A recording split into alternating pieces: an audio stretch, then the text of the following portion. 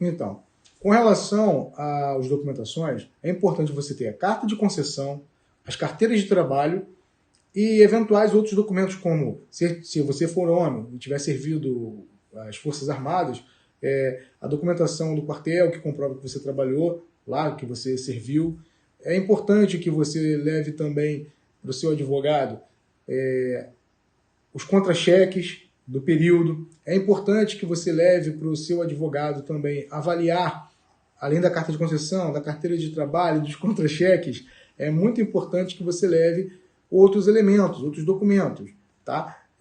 Como, por exemplo, o rascaged, se você tiver perdido a documentação, se você tiver perdido a sua documentação, sua carteira de trabalho, você pode ir no Ministério do Trabalho pedir o RAIS e o CAGED, que são documentos que comprovam que você teve o vínculo, e muitas das vezes tem lá o salário da categoria, e aí com isso o contador ele pode tirar a base para fazer os seus salários daquela carteira extraviada, ou mesmo você pode levar o extrato analítico do fundo de garantia carimbado pelo gerente da Caixa Econômica, porque também dá para você tirar mais ou menos uma ideia, e o contador, com maior precisão do que um advogado, vai saber calcular lá o valor dos salários que você tinha com base nesses documentos, no RAS-CAGED ou mesmo no extrato analítico do fundo de garantia.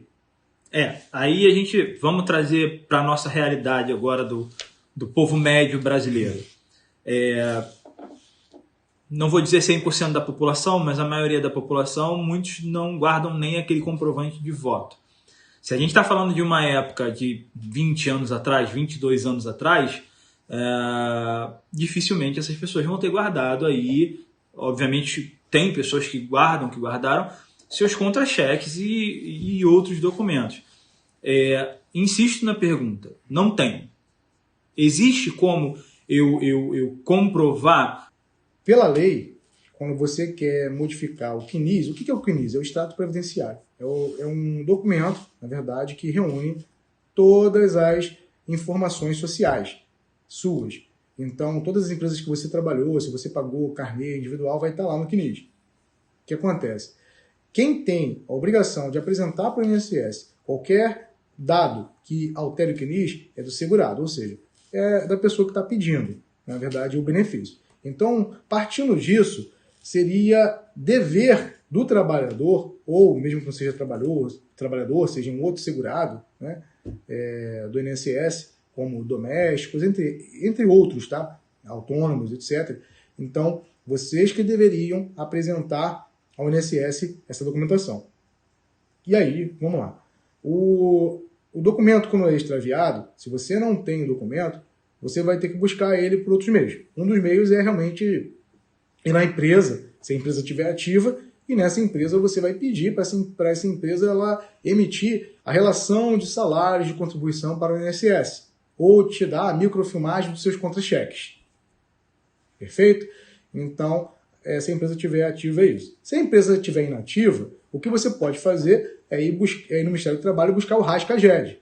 E se você tiver a carteira de trabalho, o RAS-CAGED mais as suas carteiras de trabalho vão permitir que um contador realize o cálculo pelo salário da categoria e chegar ao salário que você recebia aproximado na época que você precisa comprovar para o INSS. Aliás, isso está nos decretos, lá no decreto 3048, se eu não me lembro agora exatamente qual é o artigo, mas ele dá a possibilidade de você utilizar a própria carteira de trabalho e os salários averbados na carteira de trabalho como exemplo, como parâmetro para você pedir a revisão. E não precisa de outros documentos. Então, a própria carteira de trabalho já ajudaria.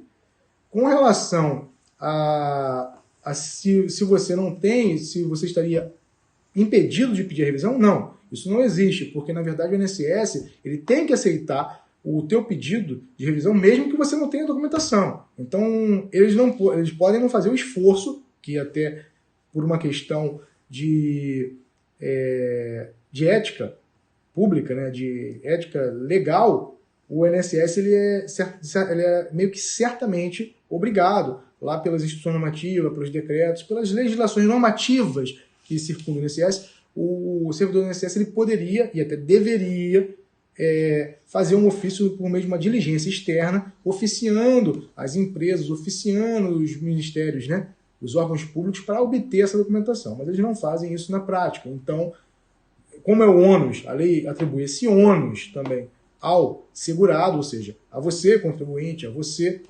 trabalhador, enfim, a você, doméstico, ou outras categorias, né, do INSS que estejam abrangidas aí nesse tipo de revisão. Então, nesse caso, compete a você mesmo a comprovação.